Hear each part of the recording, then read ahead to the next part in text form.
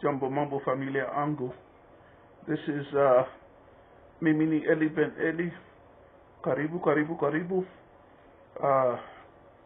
I'm going to get right into what I have to say. I don't know how to express this. I'm kind of experiencing a certain amount of heartbreak because I'm seeing, a part of my life kind of repeating itself. And I'm seeing it in others. It's like I believe it's the book of Ezekiel. It has a passage that is one of the most strangely moving passages in the Bible. It goes, "Rejoice, O young men, in thy youth."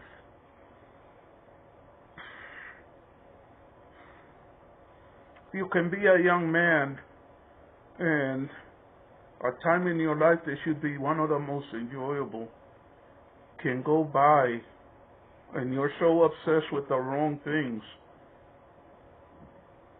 that it's only when you're an old man and you look back that you're able to say, those were the best years of my life. And usually people say that with a sense of sadness because they don't value them or appreciate them. It's a tragedy to see what's going on in the village of Nyako. Some of us saw it coming, some of us predicted it, but the way that it's working out is just kind of heartbreaking.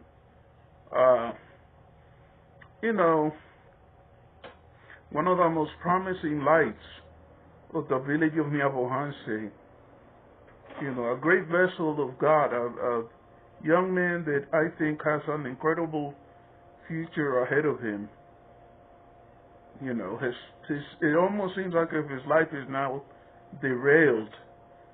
And ironically enough, accusations that I think were made against him in bad faith have accidentally turned out to be the case.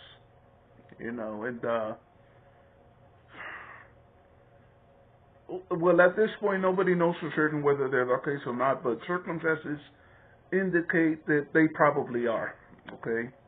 That they probably are.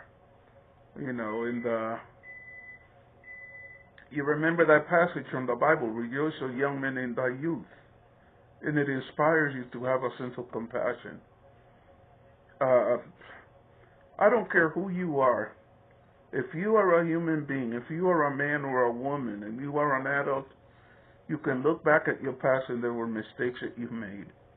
If you want to be honest, and I kind of think that that's what's happened with fellow the boy, but it's like life can be like a domino game. Are you familiar with dominoes, those little black pieces with numbers of dots on them? You can set them up in a line, and you can push one, and you can see the causality. One falls into the other, another falls into the other, and before you know it, multiple pieces fall. Okay? Fellow the boy was ambitious, had intentions of doing things a certain way. He ended up offending Mara, and he wasn't really doing anything evil to offend Mara. He was just basically trying to be charitable and help people, whether with cause or without. Many of us believe falsely Marwa accused him of being a scammer. And fellow held his own and everything and managed to survive being ostracized by Mara and everything and managed to reestablish himself. And he was a circle of a group of friends, and they went on doing charity work and they prospered, and fellow kept doing something which, for me as somebody who really has not had family, it's kind of like heartbreaking to watch. He kept referring to a gentleman by the name of Sir Edwards, who, it's like a weird name, He's supposed to come from America. I got news for you. It is very, very, very rare that anyone is called sir in America. In fact, nobody's called sir. Okay, you have your poor black girls from the ghetto who, like to read novels, and they have a baby and they name him Sir something or the other. Even that rarely happens. The Sir Edward name is just a fake name. It's not a real name. I don't consider it an authentic name. Fellow has gotten accused of embezzling by Sir Edward, and it is not clear whether in fact he was embezzling or compensating himself for work that he was seemingly doing for free. The result is that fellow is in a very difficult position. His account has been frozen, and some people are accusing Zach of being the real puppet master and thief, and the result is that Fellow the boy has fallen. There are those who are sticking by him, but there are a lot of people who were supposed to be his friends who have pretty much decided that they're going to take a step back. Others have just openly abandoned him. And in the meantime, there is a community of people in that village that has arisen, and I call them the truth speakers. And what the truth speakers don't understand is that truth can be worked for evil. Because if you know the truth about something, but you don't know the complete truth, and you reveal that truth without using a certain amount of wisdom, you can end up destroying somebody unjustly. And maybe that's what Mazubo has done in revealing, doing an expose of how much money Fellow got and how he's supposed to have misstated certain numbers or whatever. The result is that Zach discoveries, in a fit of anger, apparently, because we don't know the whole story of that either, caught Mazubo in the marketplace, gave him a good thrashing, and ended up doing a lot of damage to his motorcycle. And it's like, you can just see the disaster spiraling out of control. Because in effect, now Mazubu's friends, if there are any left, because some of them have turned their back on him for speaking the truth, or the truth that he thinks is the truth, some of them may end up rallying to him, and Fellow the boy may end up rallying to Zach Discoveries.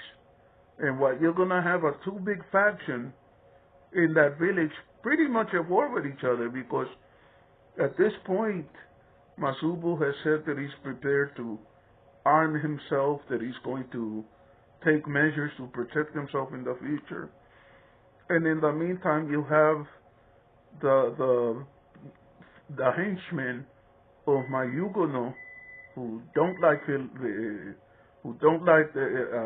Fellow the boy, and they're gonna end up getting involved. And you have the followers of Mara who are also gonna end up getting involved. And what you have is a potential for a village that was once peaceful, for a village in which people once got along. Suddenly the entire village might be going to war. The entire village might fracture into different camps that are all fighting each other and throwing each other under the bus. And the thing that's heartbreaking about all of this, let me stop right there, and let me ask you to please subscribe and like my channel.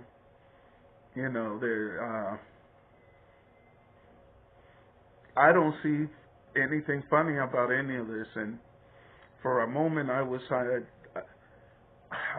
wanted to quit doing YouTube anymore, because I don't like seeing black men turning on each other like this. Not a long time ago, maybe like a decade ago, I used to work with gang members, and I devoted my life to helping gang members that were trying to, no, they weren't trying, they were killing each other. I devoted my life to helping them make peace with each other and with themselves, and to stop using drugs and all of these things. And, you know, one of the things that I loved about Kenya and Kenyans, the Kenyans that I met at church, was that they were good, decent, peaceful people. And then came an election in which the president of Kenya that lost the election refused to leave office. And in the blinking of an eye, I saw people, you know, that had been breaking bread together, that had loved each other long before I ever met them. You know, we're here in America, and all of this is going back on in Kenya, but they're here in this country. And it became very tense because, and I won't mention tribes, but the tribes were breaking up along tribal lines and planning to begin fighting each other here in America. And I found myself in the middle of this, and at this point, I suppose, almost by accident, I became a member of this community, but I was not a member of any tribe. And I figured, if I don't speak up for peace, my brothers and sisters are going to be hurting each other. So I started to tell people, please, brothers and sisters, don't bring that in here. Whatever tribe you are out there, whatever country you come from out there, here you are part of the nation of God. And here, all of these people that you see here, whatever their tribe out there, they're your brothers, they're your sisters. Don't bring that in here. And you know what happened? They listened to me. And I don't know that as I begin to see this, I think that what the biggest curse of the modern Africa is the tribalism and the vestiges of the past. I think that tribal culture is beautiful, but the part of tribal culture that involves tribes conflicting with each other, and even though in modern society they should be able to live at peace, that isn't the case. And you see places like in Sudan, where tribal warfare has caused so many problems, and you wish you could do more to stop it. But in the end, who am I? I'm just an outsider. I'm not a member of any tribe, and I can only, whatever I say at long last is irrelevant. I'm not an elder of any tribe.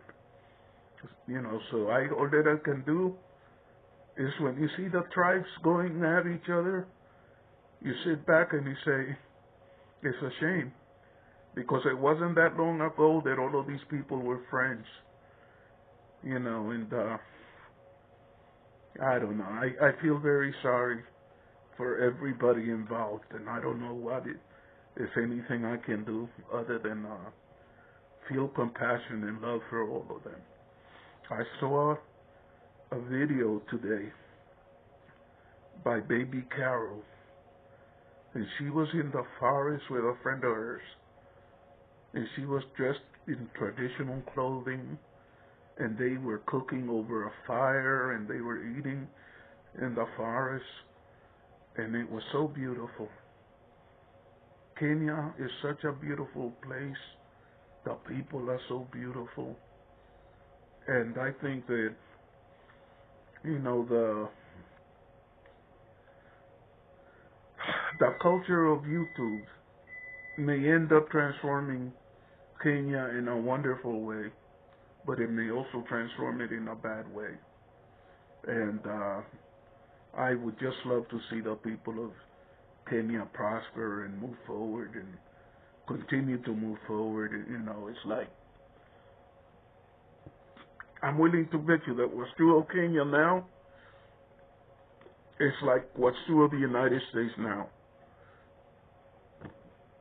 The black community in the United States has more educated black people, more wealthy black people, more successful black people than it's ever had in its history.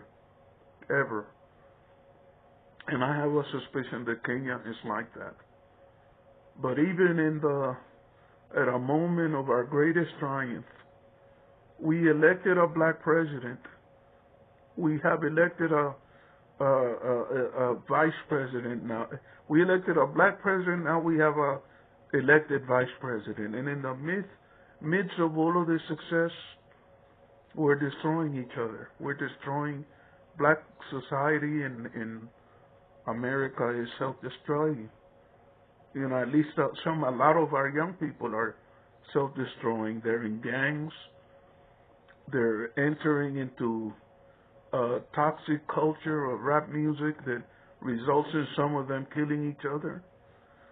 And this is at a moment in which we are the most successful than we've ever been.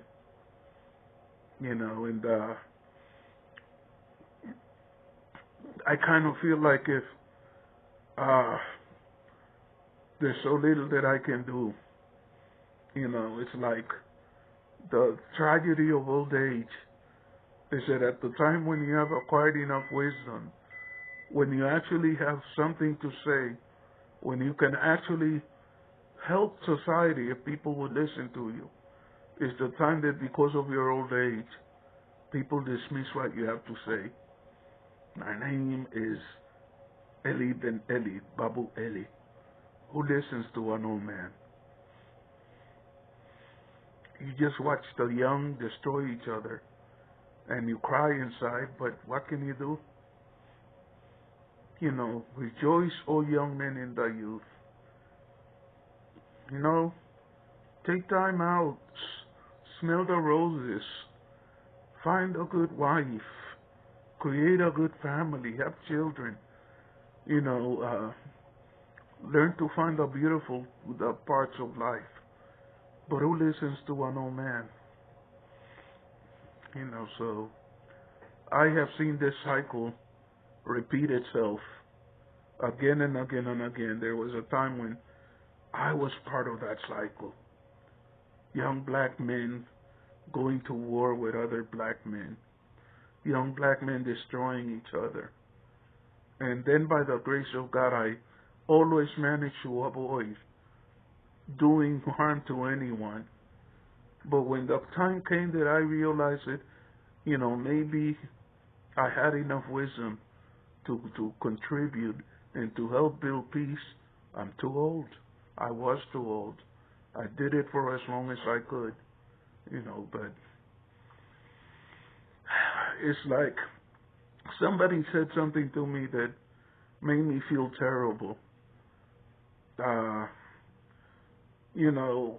I was almost just being flippant, and I said that Marwa's party was going to end in disease and problems and even death.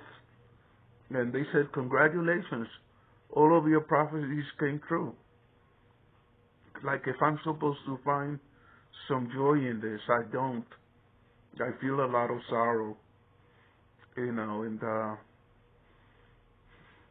I defended Fellow the Boy, but I'm not. Let me say this very carefully.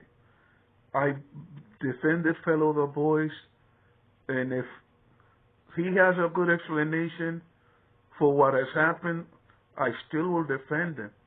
But even if that completely turns out to be misguided on my part, Fellow the Boy is after all a man.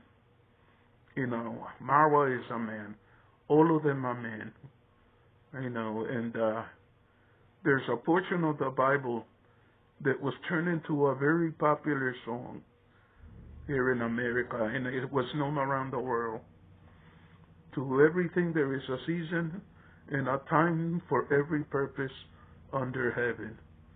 Okay, and If you're a young man, if you're a young person, rejoice, O young man, in thy youth. You won't be young forever. Take this time, find joy in life, and come to realize that it's not all about hoarding money. It's not all about making money. It's not all about amassing property. It's not all about attacking those who make you offend your pride. Some of the time, the best thing that you can do, there's another thing that the Bible says that applies here. There's a time when you must be still and know that God is God. One of the Psalms says, be still and know that I am God. And I hate to see what's happening. There was a point at which it was so much fun to laugh at the foolishness that I was seeing going on and all of the things that were going on, but I saw the beginnings of an evil end, but I didn't want to admit to myself how sad it was going to be, and this is the beginning of that end. I just hope that no more people either die by accident or by intention. I hope that there's no more sickness at Nyabohanse, and I hope that people who were trying to help other people who were poor and unfortunate, I hope that they're able to continue. This is the beginning of a new year in a few days. And I'm going to end this video by saying a story. There is an old man who is considered wise in a village. And there is a boy who does not like the old man. He despises him. And he decides that he's going to make a fool of the old man. And so he captures a small bird and he holds it in both of his hands. And he approaches the old man. And he asks the old man, "Old man, is the bird in my hand alive or dead?" And the idea is that if the old man says the bird is dead, he'll open his hand and let the bird out and prove that he's a fool because the bird is alive. If he says the bird is alive, he'll crush the bird, open his hand and let his dead body fall, and say the bird is dead, the old man is a fool. He asked the old man, "Old man, is the bird that I'm holding in my hand alive or dead?" And the old man answers him with a wisdom from heaven. He looks at him and says, "My son, the bird is in your hands. In a few more days it'll be 2024. Brothers, sons, children, the bird is in your hand. The future is in your hands." May God bless each and every one of you. And I hope you subscribe to my channel. But whether you subscribe to my channel or not, I love all of you. Even the ones that I, may have some issues with or whatever. I wish all of you well. I don't wish any of you bad. I don't hate any of you. I may laugh at certain things, but I have nothing in my heart but love for all of you. The bird is in your hand. Kwaheri.